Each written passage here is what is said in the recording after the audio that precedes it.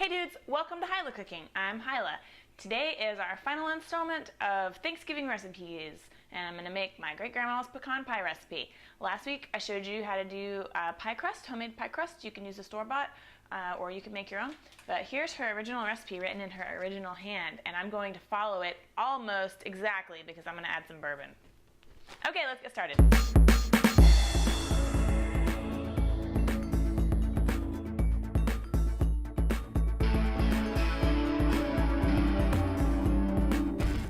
So we need a few things here. I've got some pecans, some eggs, sugar, butter, some bourbon, and then her recipe calls for dark Karo syrup.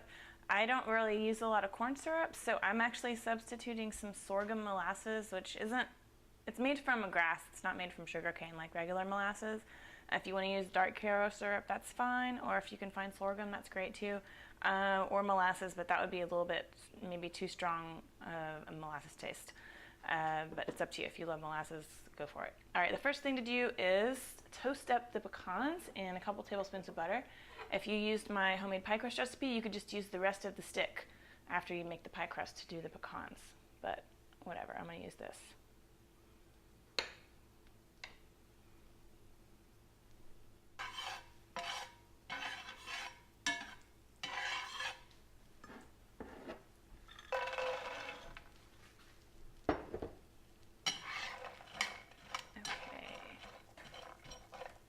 So that's just going to take, oh, my oven's hot. That's just going to take a couple of minutes to get toasty, and while that's happening, I'm going to start mixing up the rest of my ingredients. Don't burn the nuts. All right, let's crack these eggs in here. And I've got my eggs at room temperature. That's a pretty important thing to remember if you're making anything like this, kind of like a pie that has eggs in it, or a cheesecake or anything like that.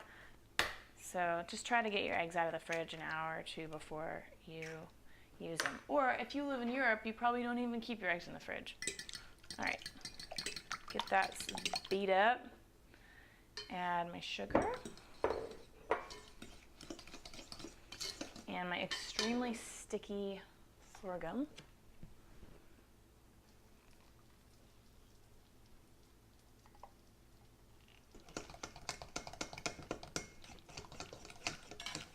All right, checking on my nuts. They're smelling really toasted, so I'm gonna go ahead and turn that off and put a couple glugs of booze in there. You could leave this out if you don't have bourbon on hand and you don't wanna buy any. Just put in like a teaspoon of vanilla extract, or even like rum extract if you want like a boozy flavor without having booze in it. So that was about a couple tablespoons. Try to get it real incorporated. And I'll put in my toasted nuts.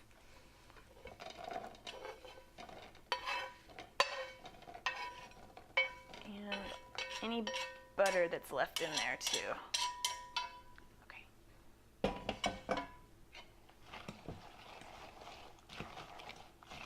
Yummy. Okay, now we're ready to put it in our shell.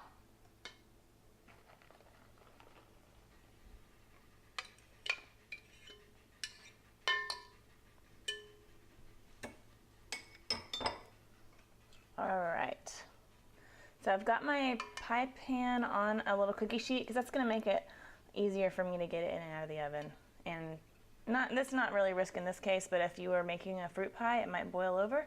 So putting a little sheet under there will also save you from having to scrub out your oven. Neat trick from me to you. Okay, let's put it in the oven.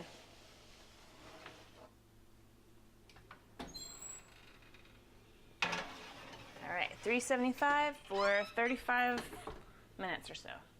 Okay, so it's been about 30 minutes and that is a little bit too jiggly. I'm gonna give it another 5 minutes or so. All right, now it's been about 45 minutes and this is what I'm talking about. See, it's still a little jiggly in the middle, but almost completely set. So let's take this baby out of the oven. Okay, awesome, gorgeous. All right, now this just needs to cool completely, which could take a couple of hours. So I will see you back in about 2 hours. All right, time for the I don't know, the proof or something. It's not really proof that you can't taste it. That is the best pecan pie ever. And I don't even normally like pecan pie, so that probably proves something. All right, well, I hope you try that.